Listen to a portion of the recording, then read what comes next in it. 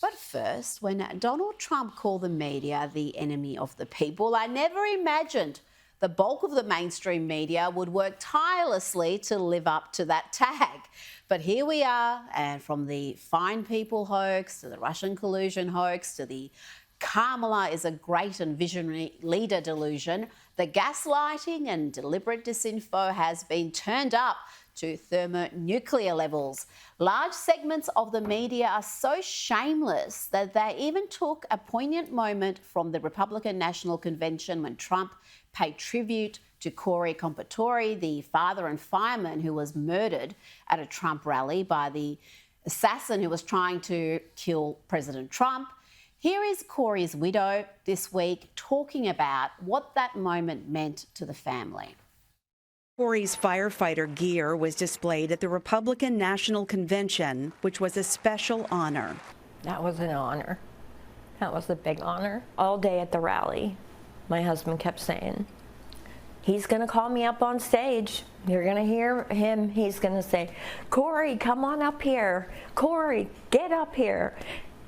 He was just joking, you know, obviously, but he kept saying that. You're going to get up. You know, he's going to call me up on stage. And we were all like, there's his moment. He's up on stage. It was a powerful, emotional moment, but this is how the media spoke of the tribute. Let's start with MSNBC.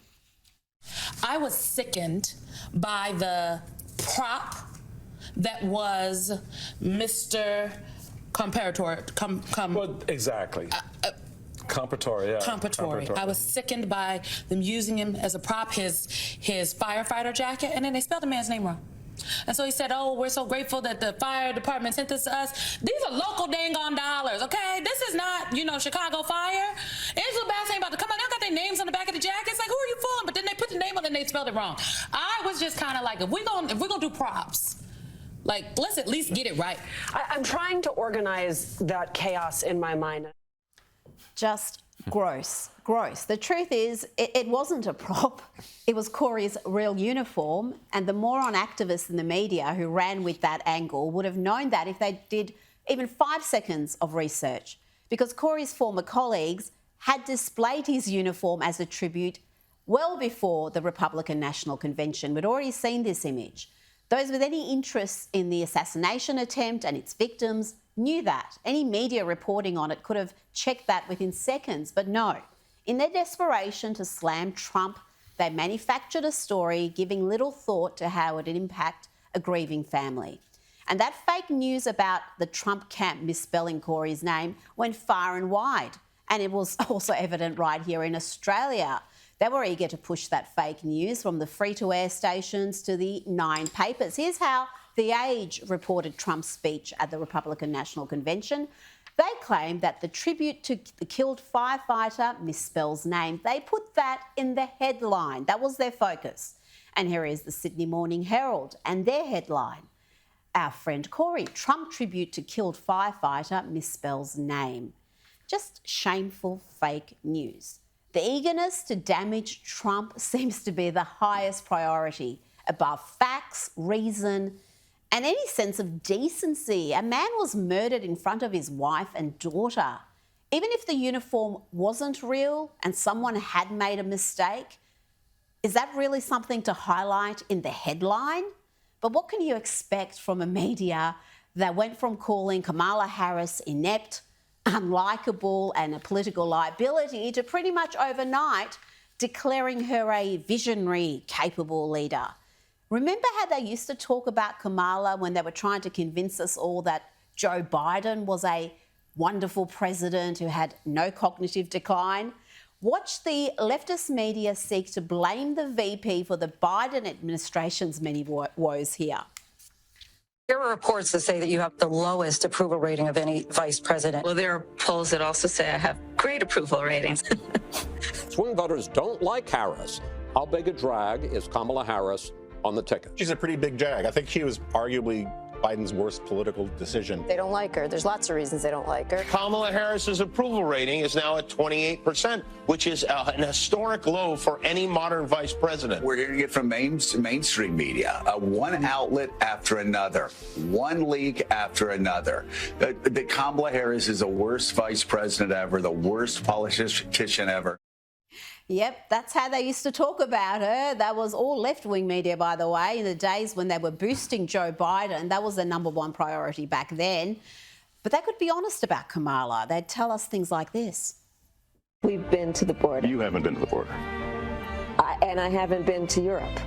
And I don't understand the point that you're making. The point that Lester Holt was making was obvious to anyone else who was watching this interview, which is that the issues at the border are inextricably linked with the portfolio that she's been given. He picked Kamala Harris to be his running mate. She was ranked and is ranked as the most liberal senator in the United States Senate. So he could have gone the other way, but he went to the left. And now we're told she's a moderate, a centrist, successful, and she's picked as her running mate another moderate, not some mad communist promoting socialism, open borders, and the neo-Marxist group BLM, even as they destroyed his city. And the media campaign for Kamala is rolling along nicely. The Democrats have a big boost in the polls, and we are treated to this sort of brazen propaganda. Remember when Harris stole Trump's tax policy on tips? Because when I get to office, we are going to not charge taxes on tips, people making tips. Eliminate taxes on tips for service and hospitality workers. Now, not only did most of the media not slam the vice president for that blatant thievery of a Trump policy announced months earlier, but look at how they reported the story in their headlines. Here is CBS when Trump announced that policy. They said the policy would cost the government $250 billion over 10 years, according to a nonpartisan watch group. But this is how CBS reported that same policy after Kamala announced it as her own. Vice President Kamala Harris is rolling out a new policy position saying she'll fight to end taxes on tips for service and hospitality workers. Can you spot the subtle difference there?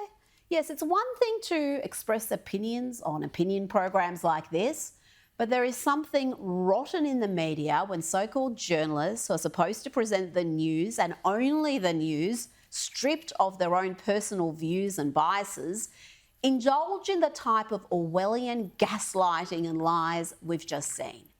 It's little wonder that trust in the media has plummeted to new lows.